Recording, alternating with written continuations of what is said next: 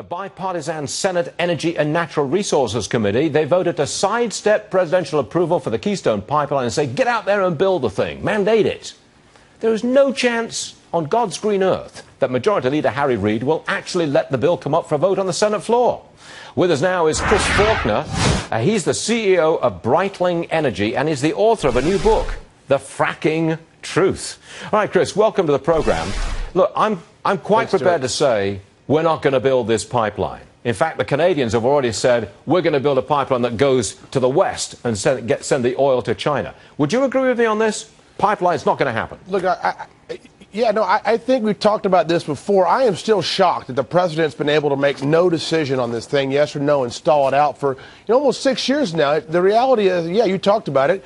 Oil's going to go to China. The oil's going to go somewhere. The dumbest argument people make is, oh, if we can stop the pipeline, we can stop the development of the Canadian oil sands. That's just not the case. Right. But the reality also is, Stuart, is that oil's already come into the U.S. from Canada via truck and rail. So I think that, and we all agree, the safest way to move oil is through the pipeline. This pipeline is 700 miles roughly. We've got millions of miles of pipeline in the ground. Yet this thing has become some sort of political platform, and it's the most talked about pipeline that doesn't even exist. It's crazy. Yeah, look, I don't think the Keystone Pipeline is going to be built, certainly not the next 3 years. On the other hand, I want to look at fracking. I think that's inevitable. They're holding it up. They don't want to frack, but I think it's a temporary thing. I think fracking is going to go gung-ho fairly soon, and you're right in the middle of it. Well, you're right. It already is going gung-ho, and it's only places like New York State where we have challenges with the moratorium. But if you think about what fracking has done for this country already, we have 8.5 million barrels of oil production, up 20% in 1 year because of fracking, right? We're now only 1 million barrels behind Saudi Arabia in oil production because of fracking. We have 100 years worth of natural gas supply. So it's really turned the United States' energy situation around, and it's put us on a global stage where we're looking at things like Iraq situations, Nigeria security concerns, Libya now production pretty much gone away. And here comes the United States at the right time, because I think we're embracing a technology that's now allowing us to displace coal and put natural gas in for transportation, bring manufacturing jobs back.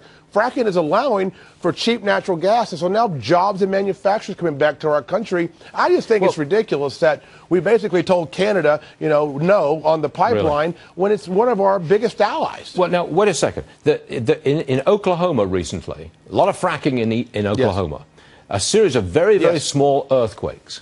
And the Greens are saying those earthquakes are because of fracking. What do you make of that?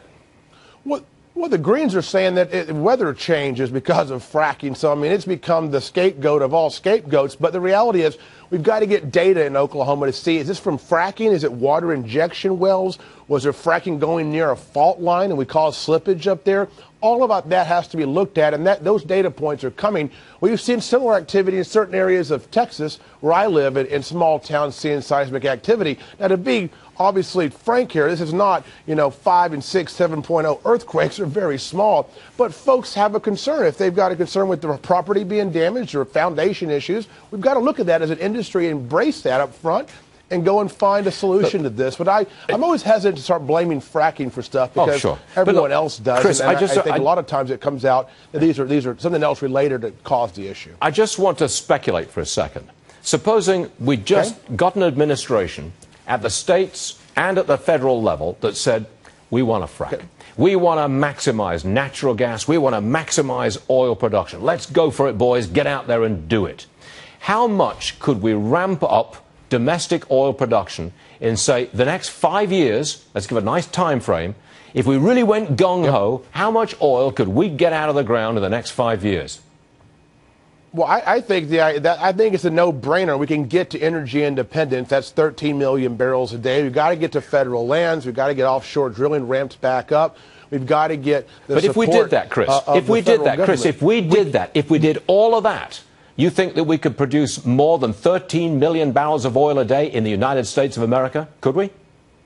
Stuart, we raised the production levels in 1 year by 20% year over last year. So, I think it's very possible that we could do that. Also, what you're seeing is a trend of efficiency. So our numbers of demand is coming down, and those two lines could cross if we got behind this and supported it. Look, or we're going to use the oil. We're going to get it from somewhere. I'm thinking we get it from right here, and we support American jobs and our country. And we're already doing this. We've been fracking since 1947, but it seems like since 2010, there's been this huge anti-fracking movement. But the reality is, look at what we've accomplished with all of that going on, and then factor in your speculation that everyone is behind this industry. I think it takes off, and I think we surpass our demand numbers very, very quickly. And just think how big it's going to be when we surpass Saudi Arabia on the way up that chart. And now America is now in the driver's seat as the biggest oil producer on the planet. Hey, Chris Faulkner. Things combined are Chris massive. Faulkner, thank you very much indeed for joining us. We come on back again. We want to see this happen. Thanks very much, Chris. Thanks, Stuart.